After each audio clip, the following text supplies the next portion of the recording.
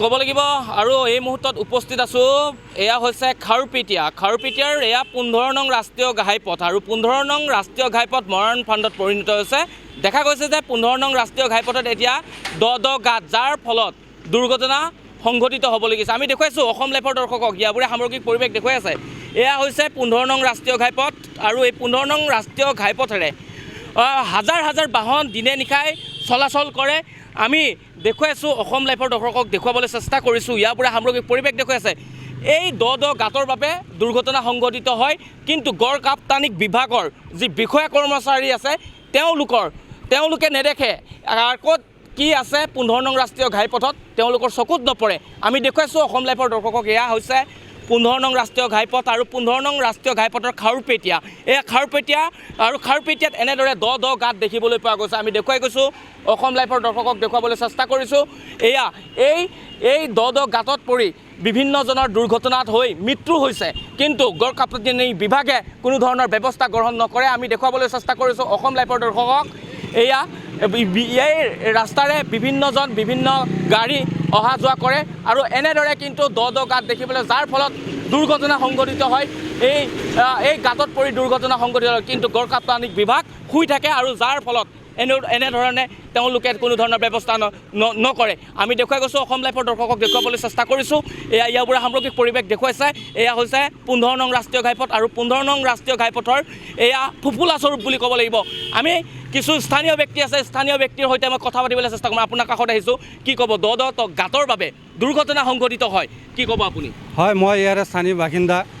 আজি আমাৰ 15 নম্বৰ ৰাষ্ট্ৰীয় ঘাইপথ, আজি আমি খাৰুপেটীয়া কলেজৰ পৰা একদম বালুগাঁওলৈকে যিখিনি স্পীড ব্ৰেকাৰ আছে, তাতে গোটেই এতিয়া স্পীড ব্ৰেকাৰ আছে না তাতে মানে গাড়ী স্পীড কমোৱাৰ কাৰণে গাঁত খান্দি দিছে, আমি ধৰিব পৰা নাই।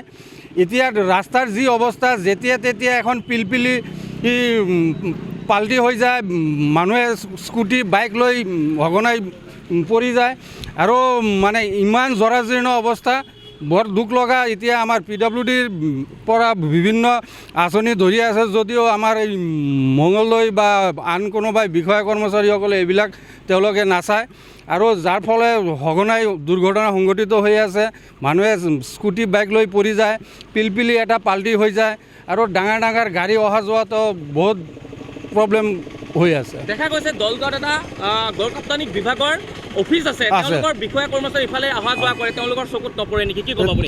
তাকে আমি চাই আছোঁ যে আমাৰ অসমত বিভিন্ন ঠাইত বিভিন্ন ৰাস্তা বনি আছে, কিন্তু আমাৰ ইয়াত দলগাঁৱত এখন গড় কাপ্তানি অফিচ থকাৰ পিছতো আমাৰ এই 15 নম্বৰ ৰাষ্ট্ৰীয় ঘাইপথ এই জৰাজীৰ্ণ অৱস্থা, তেওঁলোকে কি কৰি আছে আমি নাজানো, কিন্তু আমি ভুক্তভোগী।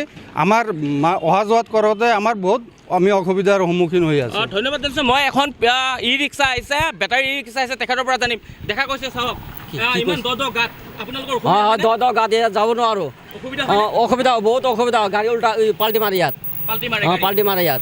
ধন্যবাদ জনাইছোঁ। এগৰাকী এয়া বেটাৰী চলিত এয়া ড্ৰাইভাৰজনে কৈছে এই কথা, আৰু আমি আকৌ অসম লাইভৰ দৰ্শকক দেখুৱাবলৈ চেষ্টা কৰিছোঁ। এয়া হৈছে 15 নং ৰাষ্ট্ৰীয় ঘাইপথৰ এয়া হৈছে ফুফুলা স্বৰূপ, যাৰ ফলত সঘনাই দুৰ্ঘটনা হয়।